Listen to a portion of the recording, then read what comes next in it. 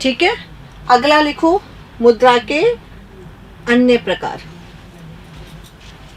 मुद्रा के अन्य प्रकार।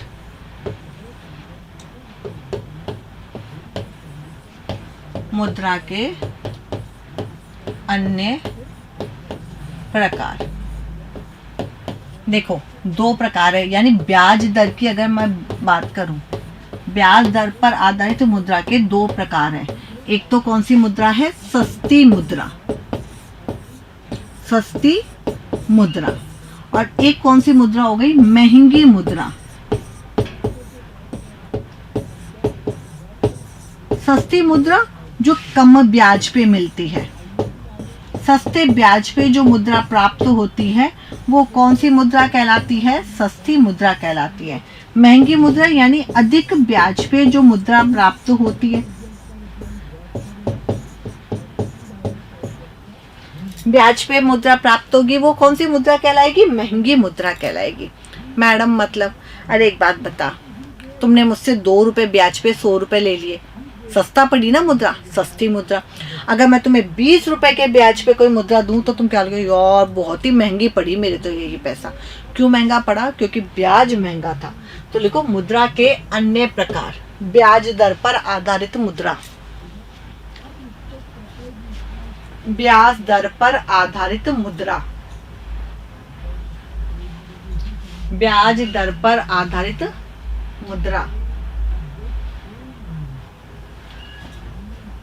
एक लिखो सस्ती मुद्रा, ब्याज दर पर आधारित मुद्रा। नंबर 1 लिखो सस्ती मुद्रा।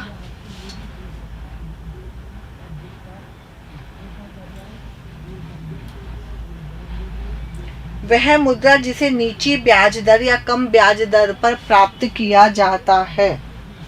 वह मुद्रा जिसे नीची या कम ब्याज दर पर प्राप्त किया जाता है। वह मुद्रा जिसे कम या नीची ब्याज दर पर प्राप्त किया जाता है। नंबर 2 पे लिखो महंगी मुद्रा। वह मुद्रा जिसे ऊंची ब्याज दर पर प्राप्त किया जाता है। वह मुद्रा जिसे ऊंची या अधिक ब्याज दर पर प्राप्त किया जाता है।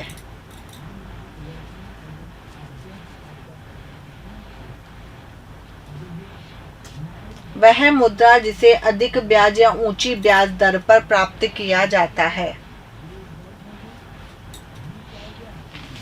अब देखो अगला प्रकार है,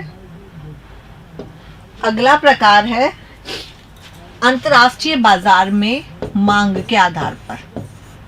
अंतर्राष्ट्रीय बाजार में मुद्रा की मांग व पूर्ति पे आधारित। मांग पूर्ति पर आधारित विभक्तिकरण। देखो मेरी बात समझना, मैं अगर आपसे कहूं कि इजीली कोई मुद्रा मिल रही है, वो कब मिल रही है? जब उसकी मांग तो है कम और पूर्ति है ज्यादा। इजीली मिल रही है, सरल मिल रही है, यानी कौन सी करेंसी कही अपन ने? उसको सॉफ्ट करेंसी बोली। Soft currency. सॉफ्ट करेंसी का मतलब सरल मुद्रा, यानी जिसकी मांग तो है, मुद्रा की मांग तो है कम और पूर्ति है ज्यादा। किस बाजार की बात हो रही है? अंतर्राष्ट्रीय बाजार की बात हो रही है। वह मुद्रा जिसके अंतर्राष्ट्रीय स्तर पर मांग तो है कम और इजीली मुद्रा मिल जाती है, वो क्या कहलाती है? सॉफ्ट। मांग तो है ज्यादा, पूर्ति है कम, उसको प्राप्त करने के लिए मेहनत करनी पड़ती है, हार्ड टास्क है, यानी कठिन है, यानी वो कौन सी मुद्रा कहलाई? Hard currency. इसका मतलब अंतर्राष्ट्रीय बाजार में उस मुद्रा की मांग तो है ज्यादा और पूर्ति है कम। मांग तो है ज्यादा व पूर्ति है कम। बात समझ में आ गई क्या? तो लिखो नंबर 2, अंतर्राष्ट्रीय बाजार में मुद्रा की मांग व पूर्ति पर आधारित विभक्तिकरण। अंतर्राष्ट्रीय बाजार में मुद्रा की मांग व पूर्ति पर आधारित विभक्तीकरण।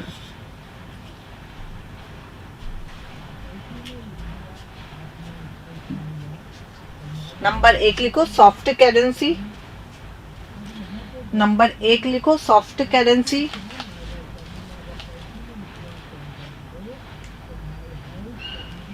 अंतर्राष्ट्रीय बाजार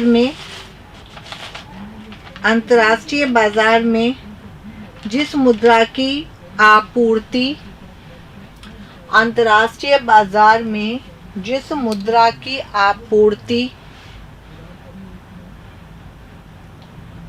अधिक रहती है तथा मांग कम होती है। आपूर्ति या पूर्ति एक ही होता है। आपूर्ति अधिक होती है तथा मांग कम होती है।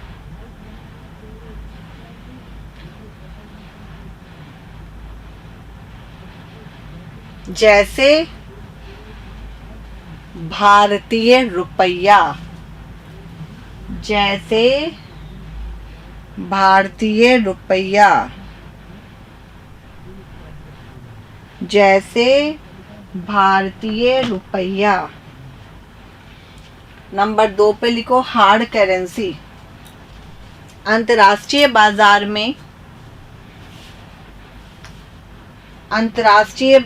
में मुद्रा की आपूर्ति की तुलना में मांग अधिक होती है। आपूर्ति की तुलना में मांग अधिक होती है। आपूर्ति की तुलना में मांग अधिक होती है।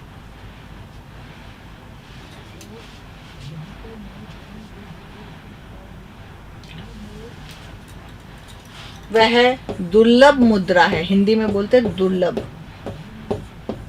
और इसको बोलेंगे सुलभ मुद्रा।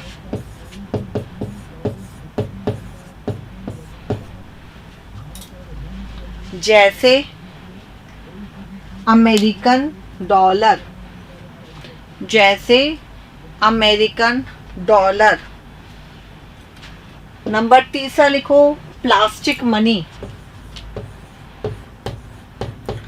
Plastic money. प्लास्टिक मनी का मतलब जैसे हमारे क्रेडिट कार्ड हुए, डेबिट कार्ड हुए। देखो डेबिट कार्ड और क्रेडिट कार्ड में क्या अंतर है। हमारा कोई भी खाता है, इस खाते में 2000 रुपए जमा है। मैं डेबिट कार्ड से ये 2000 रुपए निकलवा सकती हूँ, पर अगर खाते में 2000 रुपए जमा है और मुझे 3000 रुपए खर्च करने हैं तो डेबिट कार्ड से 3000 रुपए नहीं निकलेंगे। क्रेडिट कार्ड मतलब मेरे खाते में पैसा नहीं है, मैं क्या ले रही हूँ, उधार ले रही हूँ। एक तरीके से अलग अलग पॉलिसीज होती है। 45 दिन के आसपास ये उधार मिलता है। एक निश्चित समय पे आपको वो पैसा वापस जमा कराना होता है। अगर आप निश्चित समय के अंदर पैसा वापस जमा करा देते हो तो आपके ऊपर किसी भी प्रकार का कोई भी ब्याज नहीं लगता है। 45 दिन हो सकता है वो तारीख के दूसरे दिन ले लूँगी तो मुझे पूरे 45 दिन मिलेंगे। हो सकता है 20 दिन बाद में लूँगी तो मुझे केवल 25 दिन बाद में जमा कराना होगा। अगर मैं जमा नहीं कराती हूँ तो मुझे ब्याज देना पड़ेगा। ये क्या होता है, ये प्लास्टिक मनी। सीधा लिख लो प्लास्टिक मनी यानी डेबिट कार्ड और क्रेडिट कार्ड। डेबिट कार्ड और क्रेडिट कार्ड।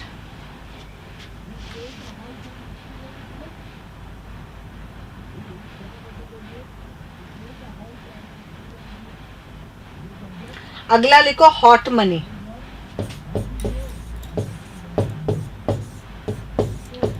हॉट मनी ये वो मुद्रा होती है जिसको ज़्यादा ब्याज मिलता है। जहाँ पे इसको ज़्यादा पैसा मिलता है ये उस साइड में चली जाती है।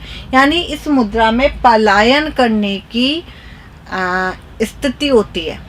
सपोज करो मुझे एक देश में निवेश करने पे मुझे या कोई भी शेयर मार्केट में कहीं भी पैसा लगा रही हूँ तो वहाँ पे मुझे 8% मिल रहा है और कहीं और पे लगा रहे तो 20% मिल रहा है, तो ये पैसा सारा का सारा कहाँ जाना शुरू कर देगा, 20% की तरफ जाना पड़ जाएगा। याद करो पोर्टफोलियो निवेश के ऊपर अपन ने चर्चा की थी, तो वो कौन सी मुद्रा कहलाती है, हॉट मनी कहलाती है।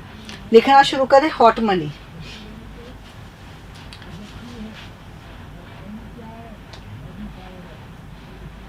उस विदेशी मुद्रा को हॉट मनी कहा जाता है जिसमें, उस विदेशी मुद्रा को हॉट मनी कहा जाता है जिसमें शीघ्र पलायन की प्रवृत्ति होती है, जिसमें शीघ्र पलायन की प्रवृत्ति होती है। अर्थात जिस स्थान पर लाभ अधिक मिलता है,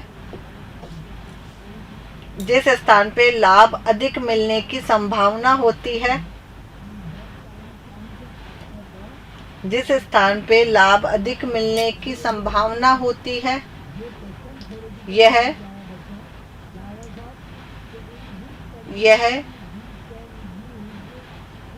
जिस स्थान पर लाभ अधिक मिलने की संभावना होती है, यह उसी स्थान पर पलायन कर जाती है, यह उसी स्थान पे पलायन कर जाती है।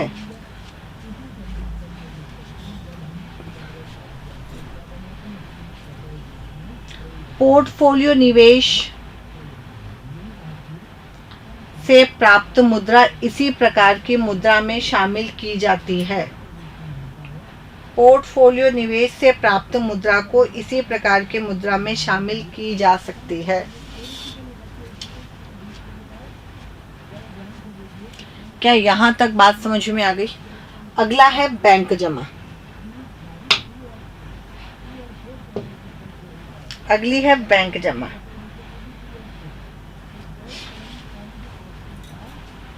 अगली कौन सी है? बैंक जमा। देखो मेरी बात समझना, अगर मैं आपसे पूछती हूँ बैंक किसे कहते हैं, व्यापारिक बैंक किसे कहते हैं, तो ध्यान रखना बैंक शब्द की उत्पत्ति वगैरह की चर्चा नहीं करेंगे, डायरेक्ट मैं आपको बताती हूँ एक सामान्य परिभाषा। बैंक वह संस्था है जो जनता से जमाएं स्वीकार करे तथा आवश्यकता पड़ने पर ऋण दे। यानी बैंक के दो कार्य मुख्य रूप से हमारे सामने आते हैं। एक तो क्या है, जमाएं स्वीकार करना, जमाएं स्वीकार करना, और एक कौन सा कार्य आता है हमारे सामने, आवश्यकता पड़ने पर ऋण देना, ऋण देना। हम यहाँ पे बात कर रहे हैं बैंक जमा के, यानी इस वाले पोर्शन की बात कर रहे हैं। अगले प्रकार के मुद्रा कौन सी है? बैंक जमा। अब जब मैं बात कर रही हूँ आपके पास में बैंक जमा, यानी जमाएं स्वीकार करना तथा उधार देना। अब बैंक जमाएं दो प्रकार की होती है, एक होती है मांग जमा,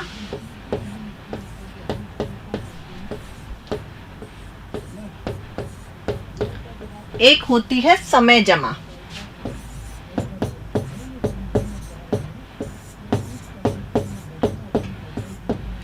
मांग जमा, जब भी जनता मांगे तब उसको तुरंत मिल जाए। समय जमा यानी एक निश्चित समय के लिए जो जमाएं स्वीकार की जाती है। फिर से मांग जमा को हमने दो भागों में बांट दिया। दो खाते खुलते हैं मांग जमा में, एक होता है हमारा बचत खाता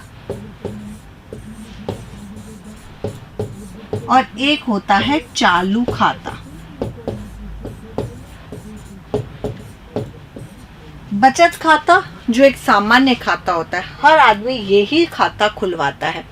मेरे अकाउंट में 5,000 रुपए है तो मैं चाहे जिस दिन जिस समय उसको निकलवा सकती हूँ।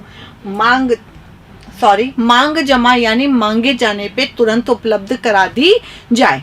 जबकि चालू खाता समय जमा क्या है, जो एक निश्चित समय के बाद निकले। बचत खाता सेविंग अकाउंट और एक होता है करंट अकाउंट। व्यापारिक लोग चालू खाता इसलिए खुलवाते हैं क्योंकि उन्हें एक दिन में कई बार पैसा जमा कराना और निकलवाना पड़ सकता है। इन दोनों में बेसिकली अंतर होता है कि बचत खाते पे हमें ब्याज मिलता है, ब्याज मिलता है। और चालू खाते में किसी भी प्रकार का कोई भी ब्याज नहीं मिलता। हालांकि अभी कुछ दिन पहले कोटक महिंद्रा ने कहा था कि हम चालू खाते पे भी ब्याज देंगे, पर एक्चुअली ब्याज नहीं मिलने के पीछे एक बहुत बड़ी वजह है। यार आप 10 बार पैसा जमा करा रहे हो फिर निकलवा रहे हो, तो बैंक किस हिसाब से ब्याज देगा? ठीक है, यहाँ पे आपने एक देखी होगी, हमारे पास में एक पासबुक होती है जिसके अंदर हम एंट्री करवा सकते हैं। जानते हो ना, पासबुक। बचत खाते वाले को पासबुक मिलती है, पर चालू खाते वाले को वो पासबुक नहीं मिलती। यार कहाँ तक एक ही दिन में आप 10 बार पैसा जमा करा रहे हो, 10 बार पैसा निकलवा रहे हो, तो कहाँ तक वो एंट्री करवाएगा? एक बहुत प्यारी सुविधा है। बचत खाते में अगर आपके पास में 5,000 रुपये है, तो आप क्या उस खाते में से 10,000 रुपये निकलवा सकते हो? क्या नहीं निकलवा सकते। परंतु व्यापारिक बैंक अपने ऐसे ग्राहक जिनका चालू खाता है उन्हें ओवरड्राफ्ट की सुविधा उपलब्ध कराता है, अधिविकर्ष की सुविधा उपलब्ध कराता है। यानी जो अच्छे ग्राहक होते हैं, जिनकी नज़र में उनको पता है कि यह ग्राहक अच्छे हैं, मेरा पैसा कहीं नहीं जाएगा, तो अगर उनके खाते में जो पैसा नहीं है उससे भी ज़्यादा पैसा निकलवाने की सुविधा मिलती है। और ये सुविधा सिर्फ किस पे है? चालू खाते पे है। यहाँ आप देख रहे होंगे, मैं चाहे जब अपनी मांग जमा यानी मांगे जाने पे जनता अपनी पैसा ले सकती है। समय जमा, इसको हमने 2 भागों में बांटा है, आरडी और एफडी। आरडी यानी आवर्ती जमा खाता,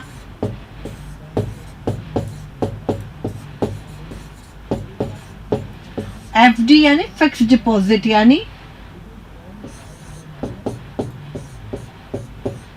सावधि या अवधि जमा खाता या जमा। आवर्ती में क्या होता है कि हम एक समय विशेष पे थोड़ा थोड़ा सा पैसा समय विशेष पे हमें जमा कराना होता है। हर महीने पे, जैसे मैंने अपनी बेटी के लिए हर महीने पे 2-2 हज़ार रुपये जमा कराऊंगी 5 साल तक, फिर मुझे वो पैसा एक साथ मिलेगा। यहाँ पर ब्याज मिलता है, किंतु बचत खाते से ज़्यादा मिलता है, वह एफडी से कम मिलता है। यानी सबसे ज़्यादा पैसा किस पे मिलता है? सबसे ज़्यादा ब्याज यहाँ पे मिलता है, सबसे ज़्यादा ब्याज मिलता है। ठीक है, ये हर महीने हम जमा कराएंगे। ये हमारे पास में एक साथ पैसा आ गया तो मैंने 5 साल के लिए कोई पॉलिसी ले ली, ये वो जमा है। ये जो जमाएं हैं इन्हें हमने कौन सी जमा कहा है? बैंक जमा कहा है। अगला लिखो बैंक जमा, और ये चार्ट बना लो ऐसे कि ऐसे। अगला लिखो बैंक जमा और ये चार्ट बना लो ऐसे कि ऐसे।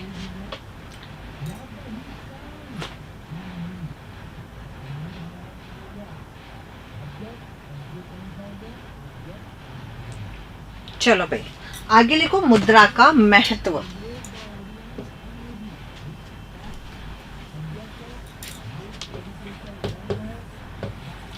मुद्रा का महत्व देखो, छोटी मोटी सी फर्जी टाइप की बातें हैं। एक उत्पादनकर्ता के लिए मुद्रा का महत्व है या नहीं है? उत्पादक के लिए मुद्रा का महत्व है, क्योंकि वह क्या कर सकता है, जो भी उसको आय प्राप्त हो रहा है उसको वह उत्पत्ति के साधनों में क्या कर सकता है, बराबर बांट सकता है, जिस भी हिसाब से उसको बांटना है।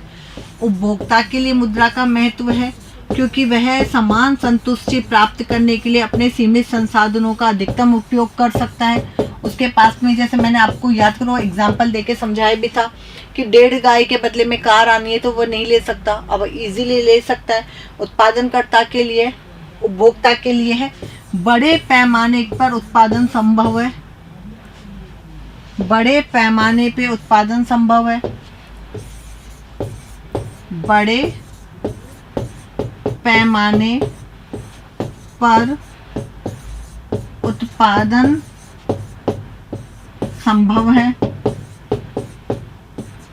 बड़े पैमाने पर क्या है? उत्पादन संभव है। ठीक है,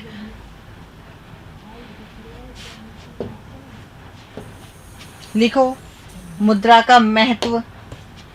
उत्पादक के लिए महत्व,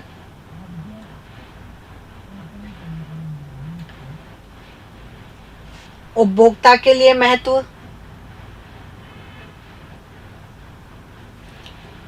बड़े पैमाने पे उत्पादन संभव। अब हम क्या कर सकते हैं, मुद्रा से किसी को कुछ भी भुगतान कर सकते हैं। उसी तरीके से वितरण में महत्व, वितरण का मतलब याद करो, फर्स्ट क्लास में मैंने आपको समझा दिया था। वितरण में महत्व, किसी भी प्रकार से हम उत्पत्ति के साधनों में बांट सकते हैं।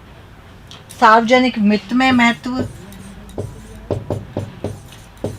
सार्वजनिक वित्त में महत्व,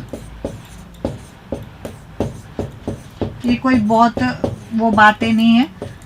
सरकार क्या करेगी, टैक्स लगाएगी, आपके ऊपर खर्च करेगी। सब कब हो सकता है, जब मुद्रा है। नहीं तो किस चीज का तो टैक्स लगाएगी, क्या करेगी बिना मुद्रा के। बचत को निवेशकर्ता से मिलाती है, यानी बचत व निवेश में महत्व, बचत व निवेश में महत्व। एक उपभोक्ता के लिए बचत महत्वपूर्ण है और एक निवेशकर्ता यानी उत्पादनकर्ता के लिए निवेश में महत्वपूर्ण है। या ये बोलूं, इसको बचतों को निवेश में बदलती है। नहीं तो मेरा पैसा घर की घर में रखा रह जाएगा।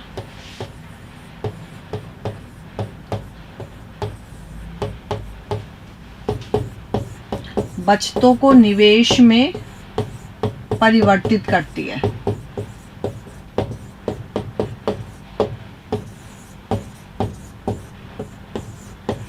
अगला लिखो, जीवन स्तर में महत्व। अरे मुझे अपना जीवन स्तर बढ़ाना है तो मुद्रा में महत्व है या नहीं है। ऐसे छोटी छोटी बातें हैं यार। जीवन स्तर में महत्व, जीवन स्तर में महत्व। आर्थिक विकास का मापक,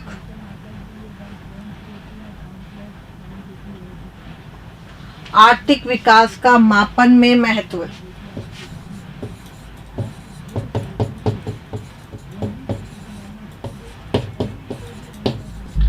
आर्थिक विकास के मापन में महत्व, आर्थिक विकास के मापन में महत्व। यहाँ पे देखो, समझाने जैसी कोई बात नहीं। आपको भी पता है मुद्रा हमारे जीवन में कहाँ महत्व करती है। जो समझाने की चीज है वो है मुद्रा के दोष। मुझे पता है यहाँ पे मैं जो दोनों तीनों लाइन लिखूंगी वो बहुत से स्टूडेंट्स को नहीं पता होगी। नंबर 1, व्यापार चक्रों को उत्पन्न करती है। व्यापार चक्रों को उत्पन्न करती है।